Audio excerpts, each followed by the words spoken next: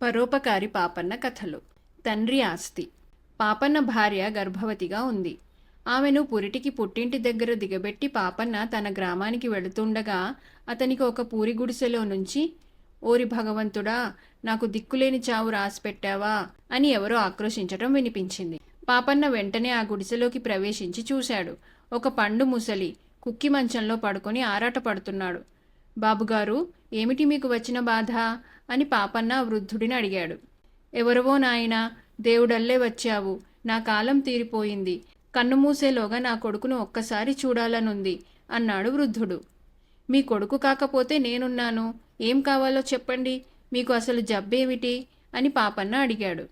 వయస్సు తప్ప నాకు వేరే జబ్బేమీ లేదు, ఆకలిగా ఉన్నది, దాహమవుతున్నది, కాసిని నీళ్ళివ్వు, చచ్చిపోతున్నానని విచారం ఏమీ లేదు గాని నా కొడుకును ఒక్కసారి చూడాలి, అది ముఖ్యం అన్నాడు వృద్ధుడు ఆయాసపడుతూ.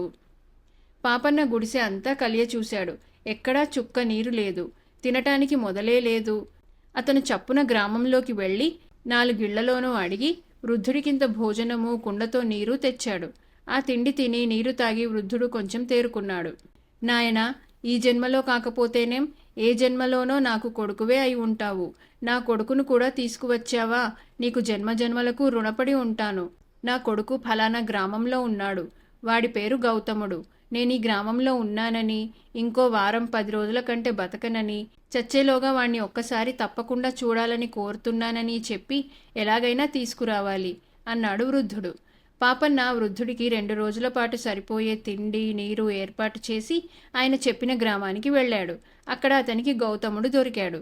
మీ తండ్రిగారు ఫలానా గ్రామంలో అవసాన దశలో ఉన్నారు, చూసే దిక్కులేదు, బిచ్చమెత్తుకొని జీవిస్తున్నారు, ఇప్పుడు మంచాన పడి మిమ్మల్ని చూడాలంటున్నారు, మీరు వచ్చి ఆయనను ఈ 4 రోజులు కనిపెట్టి ఉండి మీ కర్తవ్యం మీరు నెరవేర్చండి అని పాపన్న గౌతముడికి చెప్పాడు. గౌతముడి మాటలు విని చీదరించుకొని, చీచీ, ఆ బిచ్చగాడెవడో నా తండ్రి అంటావేమిటి, నా తండ్రి ఏనాడో పోయి ఉంటాడు, ఆయన కనిపించకుండా పోయి 30 ఏళ్లయ్యింది అన్నాడు. కాని పాపన్న అతన్ని వదలక రావలసిందని నిర్బంధించాడు. 4 కూడారు. వారిలో ఒక పెద్ద మనిషి, వెళ్ళి చూసి రాకూడదటయ్యా, ఒకవేళ మీ తండ్రి ఇంతకాలము బతికే ఉన్నాడేమో, ఈ పెద్ద మనిషి ఈ వార్త చెప్పటానికి నిన్ను వెతుక్కుంటూ వస్తే మొండితనం చేస్తావేమిటి అని గౌతముణ్ణి మందలించాడు. గౌతముడు అయిష్టంగా పాపన్న వెంట బయలుదేరి వృద్ధుడున్న చోటికి వచ్చాడు. కుక్కి మంచంలో పడి ఉన్న ఆ ముసలి తొక్కును, ఆ ఊరి గుడిసెను చూసి గౌతముడు చాలా అవమానం చెంది, ఈ ముసలివాడా నా తండ్రి, నన్ను నలుగురిలో అవమానం చేయటానికేనా రాను మొర్రో అంటుంటే వెంట లాక్కొచ్చావు అని వెనక్కు తిరిగాడు. ఒరేయ్ నాయనా గౌతమా, నేనేరా నీ తండ్రిని, రారా, ఒక్క మాట చెప్పాలిరా అని వృద్ధుడు కేకలు పెట్టాడు. కాని గౌతముడు వినిపించుకోకుండా వెళ్ళిపోయాడు. కేకలు పెట్టిన ఆయాసంలో లేచిన ముసలివాడు కాస్త మళ్ళీ వెనక్కు పడిపోయాడు. పాపన్న ఆయనకు ఉపచారాలు చేస్తూ ఆ గుడిసెలోనే ఉండిపోయాడు. ఆ సమయంలో వృద్ధుడు పాపన్నకు తన కథ అంతా చెప్పాడు.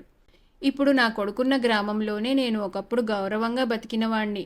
గౌతముడు నాకొక్కడే కొడుకు, అందుచేత వాణ్ణి ఎంతో గారాబంగా పెంచి పెద్ద చేసి పెళ్లి చేశాను. భార్య కాపరానికి రాగానే వాళ్లకు నేనంటే కంటకమయ్యింది. ఇద్దరూ కలిసి నన్ను అనరాని మాటలని బయటికి తరిమేశారు. నేను దూరదేశం వెళ్ళి ఒక జమీందారు గారి దగ్గర కొలువుకు కుదిరి పనిచేస్తూ పొట్టపోసుకుంటూ చాలా ఏళ్లు గడిపాను. తర్వాత జమీందారు గారు చనిపోతూ నాకు ఒక బిందెలో 1000 బంగారు కాసులు పోసి ఇచ్చారు. దానితో నేను ఈ ఊరు వచ్చి ఈ ఇంటి పెరడులో ఆ బిందెను పాతిపెట్టి భిక్షాటనతో పొట్టపోసుకుంటూ వచ్చాను. జరిగిన దానికి నా కొడుకు పశ్చాత్తాపడి నన్ను ఆదరిస్తాడని, అప్పుడు వాడికి ఆ బంగారు కాసులు ఇచ్చేద్దామని కలలుగన్నాను. వాడు నన్ను ఒక్కసారి నోరారా నాన్న అని పిలిచి ఉంటే ఆ బంగారం అంతా వాడికిచ్చి ఉందును. కానీ వాడికది ప్రాప్తం లేదు. ఈ జన్మకు కూడా నీవే నా కొడుకువు, అందుచేత ఆ బిందె నీవే తీసుకో. నేను కళ్ళు మూయగానే ఆ బంగారంలో కొంత నాకు ఉత్తర క్రియలకు ఖర్చు పెట్టి మిగిలినది నీవే ఉంచుకో.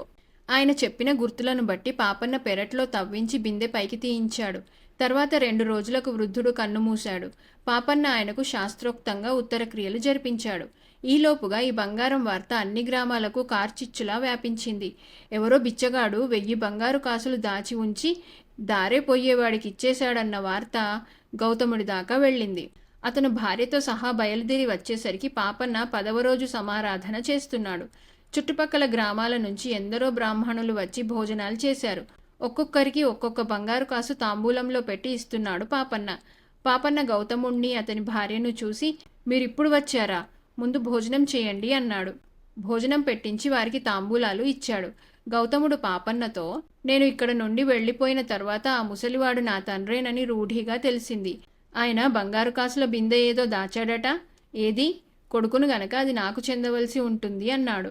మీకిద్దరికీ తాంబూలాలలో బంగారు కాసులు ఉన్నాయేమో చూసుకోండి, ఇదిగో ఆ బిందె అంటూ పాపన్న ఖాళీ బిందె తెచ్చి గౌతముడి ఎదుట పెట్టాడు. పాపన్న చేయించిన సమారాధన గురించి, భోజనాలు చేసిన వారందరికీ తాంబూలాలతో ఒక్కొక్క బంగారు కాసు దక్షిణ ఇవ్వటం గురించి 10 మంది ఘనంగా చెప్పుకుంటున్న మాటలు విని తన తండ్రి దాచి ఉంచిన బంగారు కాసులన్నీ ఏమయ్యాయో, బిందె ఎందుకు ఖాళీ అయ్యిందో గౌతముడు అర్థం చేసుకున్నాడు.